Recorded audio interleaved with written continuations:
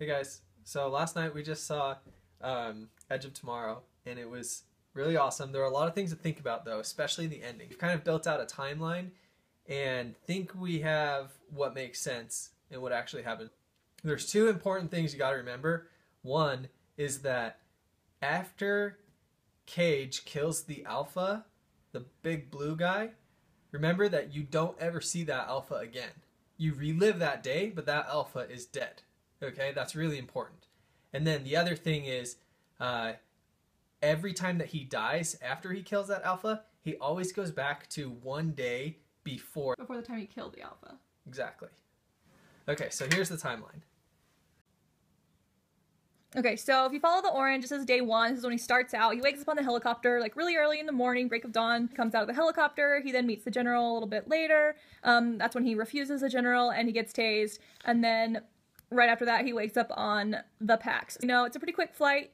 So we're gonna say it's like around 9 a.m. He goes through PT, all that stuff. And then they're suited up for battle the next day around like 6 a.m.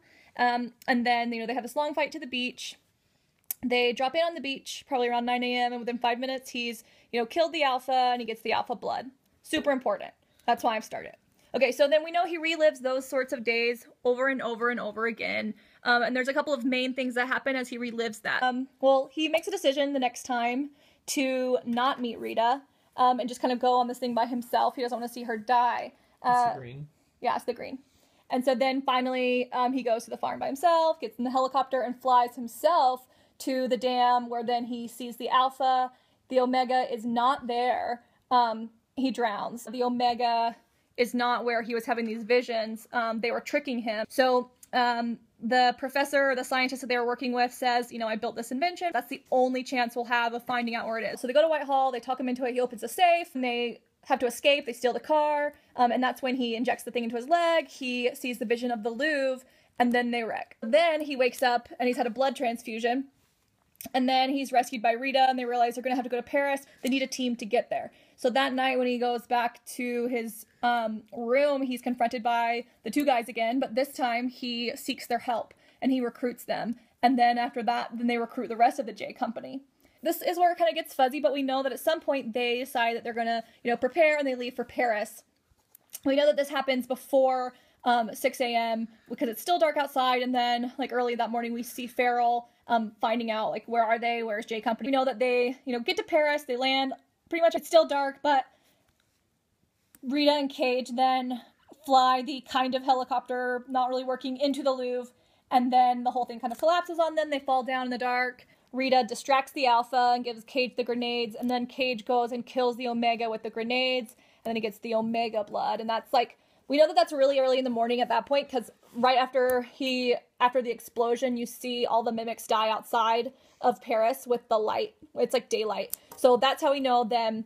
The next thing that happens is he wakes up at like 7 a.m. back on the helicopter. So once again, it's back 24 hours or the day where he wakes up. So, you know, he watches the news before he goes to meet the general, and the news says that the Omega, there's been some surge of energy, which we know was the Omega dying. And so the Omega is still dead, just like the Alpha was still dead. And then he meets the general, and this time he accepts. He goes and he meets Rita, and you see him smile, and you don't really know what happens after that.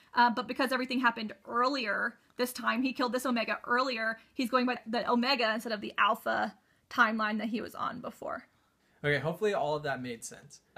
Basically, what we feel is that it checks out, that they play within the rules that they established. Because it would suck if they all of a sudden changed the rules at the end of the movie. That would be a huge letdown.